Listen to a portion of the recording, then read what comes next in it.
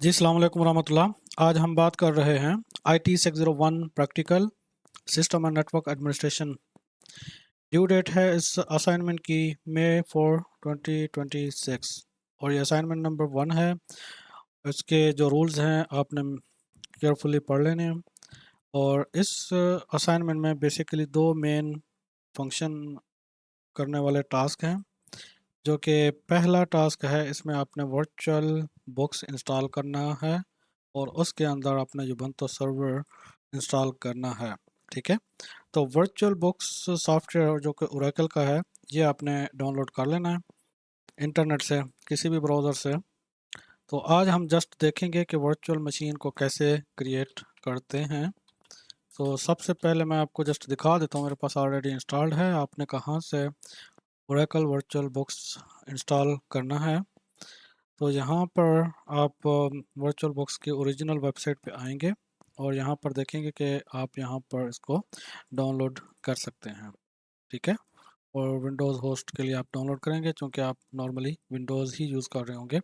तो डाउनलोड करके इसको नॉर्मल इंस्टॉल करना है, नेक्स्ट नेक्स्ट करके। जैसे इंस्टॉल हो जाए तो आप अपने कंप्यूटर में देखेंगे इसका एक आइकन हो जाएगा और आपको इस तरह का एक इंटरफेस मिलेगा।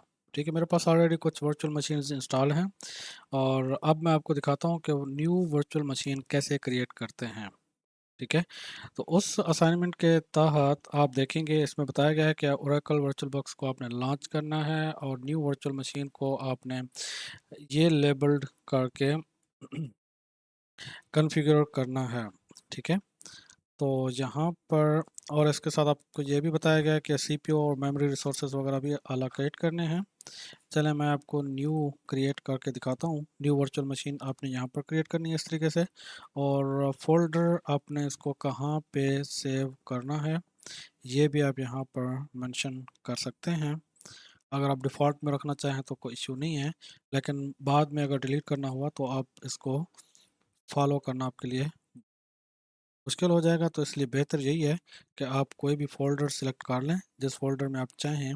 तो वर्चुअल बुक्स के जितने भी वर्चुअल मशीन्स हैं वो इस फ़ोल्डर में मौजूद हैं।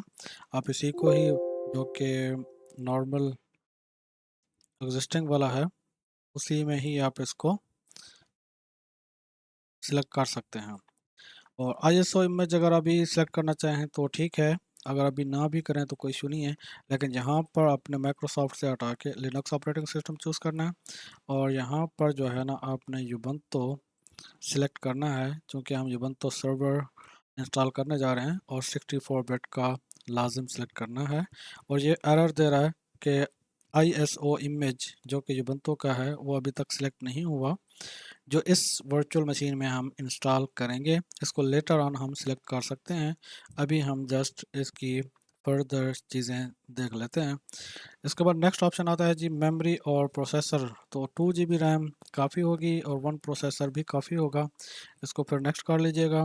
और आपको बताया गया है कि डायनामिक वर्चुअल डिस्क आपने क्रिएट करनी है और 25 GB ऑलरेडी है। और ये जो है बाय डिफ़ॉल्ट डायनामिक ही होती है, आप इसमें से और कोई ऑप्शन सेलेक्ट नहीं करना। जस्ट आपके पास अगर आगे पीछे है तो 25 पे ही सिलेक्ट कर लें। और डायनामिक वर्चुअल हार्ड डिस्क का क्या मतलब होता है कि ये वर्चुअल मशीन 25 GB आपके होस्ट कंप्यूटर, जो कि आपका मेन कंप्यूटर है जिस कंप्यूटर में आप ये वर्चुअल मशीन इंस्टॉल करने जा रहे हैं, तो उसका 25 GB पूरा नहीं कंज्यूम करेगा, जस्ट उतना ही लेगा जितना उसको चाहिए। अगर उसको एक मिसाल है 2 GB या 3 GB चाहिए तो उतना ही उसको कंज्यूम करेगा। और जैसे जैसे उसको और डाटा ऐड करते जाएंगे तो वो वर्चुअल मशीन जो है हार्ड डिस्क भी आपके कंप्यूटर होस्ट कंप्यूटर से लेती रहेगी। ठीक है, तो इस तरीके से 25 GB आपने सेलेक्ट कर लेना है। इसके बाद ये जो समरी है आपने इसको कैप्चर करके पहले क्वेश्चन के हिसाब से आप इसको यहाँ पर पेस्ट कर सकते हैं। ठीक है, तो कैप्चर करने के लिए आप स्निपिंग टूल्स यूज़ कर सकते हैं और यहाँ पे इसको ऐसे कैप्चर कर लेना है और इसको कॉपी करके इसी सब्जेक्ट में भी आप सिलेक्ट कर सकते हैं। ठीक है, यहाँ पर आप इसको पेस्ट कर लीजिएगा भले।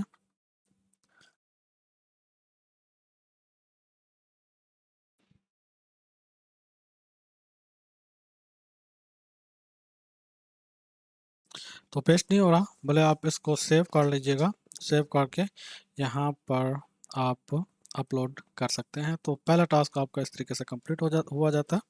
और अब मैं इसको टर्न ऑन करता हूँ ताकि हम इस प्रोसेस को कंप्लीट करें जो इंस्टॉलेशन का है। और आप देखेंगे कि नेक्स्ट जो ऑप्शन है इसमें Ubuntu सर्वर LTS डाउनलोड करना है आपने, और इस वर्चुअल मशीन में आपने इंस्टॉल करना है। ठीक है, ये आपने पाथ जो है कॉपी कर लेना है और यहाँ पर आपने पेस्ट करना है।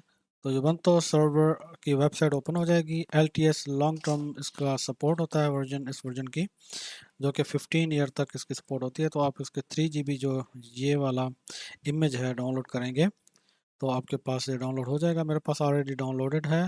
और आपने मेक श्योर करना है डाउनलोड करते टाइम इसका अगर प्रॉम्प्ट आता है तो फोल्डर आप याद करके सिलेक्ट कर लीजिएगा। नॉर्मली डाउनलोड्स के सेक्शन में या डाउनलोड्स के फोल्डर में ये फाइल सेव हो जाती है।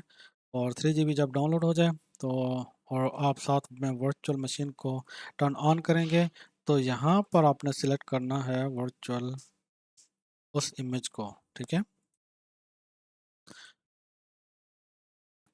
तो मैंने डाउनलोड किया हुआ है इसको डी में और यहाँ पर ओएसएस में। और यहाँ पर आप देखेंगे मैंने ये फोल्डर बनाया था जो मुझे याद है, और मैंने इसको यहाँ से सिलेक्ट कर लेता हूँ और फिर इसको माउंट कर लेते हैं। ठीक है, और इसको अगर आप सिलेक्ट करेंगे तो ठीक है, नहीं तो खुद ब खुद ये फर्दर हो जाएगा। और यहाँ पर ऑटो कैप्चर बता रहा है कीबोर्ड माउस का, और यहाँ पर आप इंटर करेंगे इनसाइड। तो इस कीबोर्ड माउस को देखें कि इसके अंदर स्टक हो गया है, अब आपके कंप्यूटर में नहीं आ सकता। तो उस वक्त आपने क्या करना है, जो आपके कीबोर्ड पे आप देखेंगे स्पेस एक बड़ा बटन है जो कि स्पेस वाला होता है, और उसके राइट में और लेफ्ट में आल्ट है, और फर्दर लेफ्ट और राइट में आप देखेंगे बटन होंगे जो कि विंडोज़ के होते हैं, और उसके आगे कंट्रोल के बटन होते हैं, लेफ्ट साइड में भी राइट साइड में भी। तो जो राइट साइड वाला है, स्पेस से राइट साइड वाला जो बटन कंट्रोल का है, वो आप प्रेस करेंगे तो आपका माउस ये ऐसे छूट जाएगा वर्चुअल मशीन के अंदर से। ठीक है, तो अभी चूंकि वर्चुअल मशीन स्टार्ट हो रही है और Ubuntu सर्वर इसमें बूट हो रहा है, तो इसलिए मेरा माउस आ चुका है बाहर। और यहाँ पर भी आप देखेंगे बताया गया है कि अगर आपको माउस होवर आउट करना है, अनसेलेक्ट करना है इनसाइड से, तो आप इसका जो राइट कंट्रोल है वो सिलेक्ट करेंगे। तो राइट कंट्रोल कौन सा बनेगा, आपके कीबोर्ड पे जो स्पेस वाला बड़ा बटन है उस साइड के जो राइट साइड में जो कंट्रोल का बटन आता है उसको आप सिलेक्ट करेंगे। तो ये प्रोसेस ऐसे चलता रहेगा, थोड़ा टाइम लगेगा इसके ऊपर, और ये थोड़ा लेंथी टास्क भी हो सकता है। लेंथी जो इंस्टॉलेशन में टाइम लगता है उस हिसाब से है, बाकी ज़्यादा इसमें काम नहीं है। तो इसको बैक एंड में रनिंग होते रहते हैं, देखते हैं अब फर्दर हमें क्या बताया गया है। तो माउंट एंड इमेज हमने कर लिया है, डिफ़ॉल्ट ऑप्शन आप चूज़ करके इंस्टॉलेशन को आगे करेंगे। और जब डिस्क की फॉर्मेट का ऑप्शन आएगा तो उस वक्त आपने क्या करना है, इंटायर डिस्क स्पेस को इंस्टॉल करते वक्त उसको वो कर लेना है, फॉर्मेट कर लेना है। और एडिशनल पैकेज आपने कोई इंस्टॉल नहीं करना जब आपसे पूछा जाए। और फिर होस्ट नेम जो आपका वर्चुअल आईडी है उसको यूज़ करना है। पासवर्ड जो है ना आपने IT601P ही रखना है। ठीक है, तो इंस्टॉलेशन को आप इस तरह कंप्लीट करके लॉग्ड इन टू सिस्टम कर सकते हैं। फिर नेक्स्ट स्टेप आते हैं। ठीक है, तो वो भी हम देखते हैं जैसे वर्चुअल मशीन हमारी इंस्टॉल हो जाएगी। अब इसका प्रोसेस हो रहा है और इसको देखते हैं। मैं वीडियो को शायद स्टॉप कर लूँ अगर लेंथी हो रहा होगा प्रोसेस, तो नेक्स्ट जो प्रोसीजर है मैं आपको दिखाऊंगा। ठीक है, हाँ एक चीज़ और मैं भूल गया था आपको बताना, जस्ट मैं दिखा देता हूँ। चलें इसको कंप्लीट कर लेते हैं ताकि ये प्रोसेस हमारा चलता रहे। तो बाय डिफ़ॉल्ट आपने इसको सिलेक्ट करते रहना है। ठीक है, इसकी स्क्रीन थोड़ी बड़ी कर लें तो बेहतर है।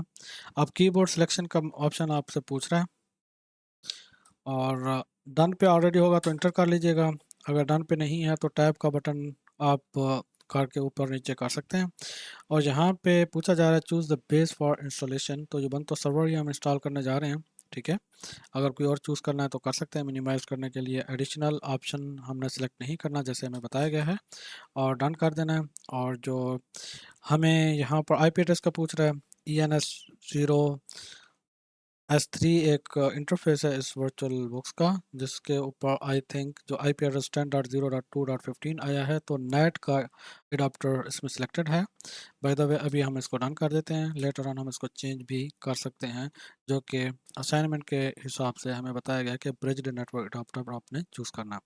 प्रॉक्सी एड्रेस आपने कोई सिलेक्ट नहीं करना, और यहाँ पर जो बंतो आर्काइव मिरर कॉन्फ़िगरेशन है, और ये मेरे नियरेस्ट जो आर्काइव जो बंतो सर्वर का सर्वर होगा, डाटा सेंटर होगा, वहाँ से आर्काइव डाउनलोड करके मेरे कंप्यूटर में इंस्टॉल कर देगा। ठीक है, आप इसको डन कर दें, कंटिन्यू करते हैं, तो ये प्रोसेस चलता रहेगा। और यहाँ पर यूज़ एन इंटायर डेस्क, ठीक है, यही वो ऑप्शन है हमें जो बताया गया था। यहाँ पर आपको मैं दिखा देता हूँ कि इंटायर डेस्क आपने इंस्टॉलेशन के लिए यूज़ करनी है, और मुझे टैब का बटन प्रेस करके डन पे जाना है, और डन करके फुल सिस्टम समरी हमारे पास आप दिखा रहा है कि आपकी रैम जो है 2 GB रैम है, और पार्टीशन सॉरी इसमें जो है ना 2 GB है, और 11 GB आपके पास एक्स्ट्रा जो हार्ड ड्राइव, जैसे कि हमारे पास कंप्यूटर में अगर आप समझते हैं विंडोज़ की फॉर्मेटिंग को, तो उसमें C ड्राइव होती है, D ड्राइव होती है, तो यहाँ पर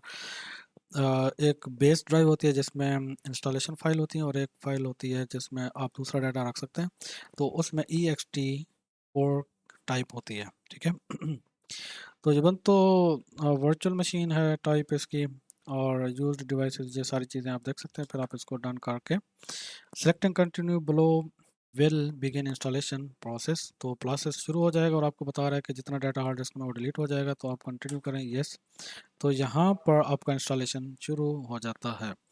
अब यहाँ पर आपने नाम लिखना है, ठीक है, तो BC आपको बताया गया है अपना VU ID यूज़ करना है नाम के तौर पर, और सर्वर जो कि होस्ट नेम होगा उसका आपने IT601 ही लिखना है, 601P। ओके, और पिक का यूज़र भी आप सेम रख सकते हैं 123। आप अपना VU ID अब इसलिए दीजिएगा। आप देख सकते हैं यहाँ पर हमें क्या क्या बताया गया है ऑप्शंस में, जो भी चीज़ें आपको बताई गई होंगी आप कर सकते हैं। और यहाँ पर यूज़र नेम पासवर्ड हम देंगे IT601P और IT601P। तो आप अपने हिसाब से कुछ चेंज कर सकते हैं, और यूज़र नेम और होस्ट नेम और पासवर्ड ये लेटर ऑन भी चेंज हो सकते हैं, इसमें कोई इशू नहीं है। स्किप फॉर नाउ प्रो आपको नहीं चाहिए, तो आप जस्ट कंटिन्यू कर दीजिएगा, और ओपन SSH हम इंस्टॉल कर लेते हैं ताकि हम इसको SSH भी कर सकें, और एडिशनल सॉफ्टवेयर हमें नहीं चाहिए, हम इसको कंटिन्यू कर लेते हैं। और ये जो प्रोसेसिंग होगा इंस्टॉलेशन का थोड़ा टाइम लगेगा, और डिपेंड करता है कि आपके पास इंटरनेट कितना है। इसको इंटरनेट चाहिए, ये इंटरनेट से ही चीज़ें डाउनलोड करके आपके कंप्यूटर में आप वर्चुअल मशीन में इंस्टॉल करता है, और हो सकता है कि आपके पास थोड़ा टाइम ज़्यादा लगे। बाज़ स्टूडेंट फिर परेशान हो जाते हैं कि बहुत ज़्यादा टाइम लग रहा है, तो ये मेक श्योर करना है कि आपके कंप्यूटर की जो इंटरनेट है वो इस टाइम अवेलेबल हो और एक्सेसिबल अच्छी स्पीड के साथ होगा, तो अच्छी जल्दी से प्रोसेस शुरू हो जाएगा। ठीक है, और इसका आप व्यू लॉग देखना चाहें तो देख सकते हैं, अगर नहीं देखना चाहें तो नहीं देख सकते। तो इस तरह इसका प्रोसेस चलता रहेगा। तो जब इंस्टॉल हो जाएगा आपके पास यहाँ पर इंस्टॉल कंप्लीट का ऑप्शन आ जाएगा और रिबूट हो जाएगी। जी, तो हमारा इंस्टॉलेशन अब कंप्लीट हो चुका है, और यहाँ पर आपके पास दो ऑप्शन हैं, रिबूट नाउ, क्योंकि यहाँ पे आप देखेंगे ऊपर रेड कलर में इंस्टॉलेशन कंप्लीट का ऑप्शन है, तो आपने इसको रिबूट कर देना है, और रिबूट होके वापस आ जाएगा। एक बार आपने इसको दोबारा रिबूट करना है, क्योंकि ये जो ऑटोमेटिक CD से बूट हो रहा था ना, CD माउंट है, हमें CD से नहीं अब हार्ड ड्राइव से है। और सेम प्रोसीजर है, अगर आप इसको वर्चुअल मशीन के अलावा अपने कंप्यूटर फिजिकल कंप्यूटर इंस्टॉल करना चाहते हैं तो भी इसको इंस्टॉलेशन का सेम प्रोसीजर है। आपने USB उस टाइम यूज़ कर में इंस्टॉल करने के, और अब जो है ये रिबूट होकर नॉर्मल शुरू हो जाएगी। फिर हम इसको लॉग इन करेंगे अपने सिलेक्टेड और क्रिएटेड यूजर पासवर्ड के साथ।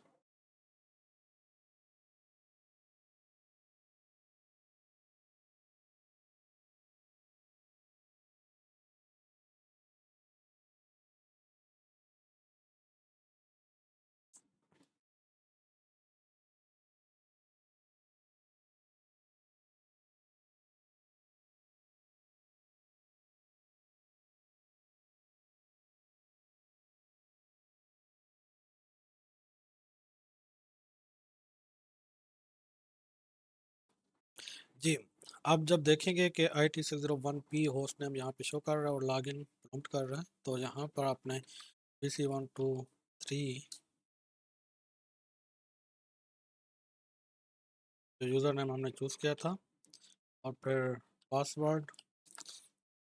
आप यहाँ पे देखेंगे कि ये पासवर्ड जब टाइप कर रहे थे तो शो नहीं कर रहा था, तो उसका कोई इशू नहीं है।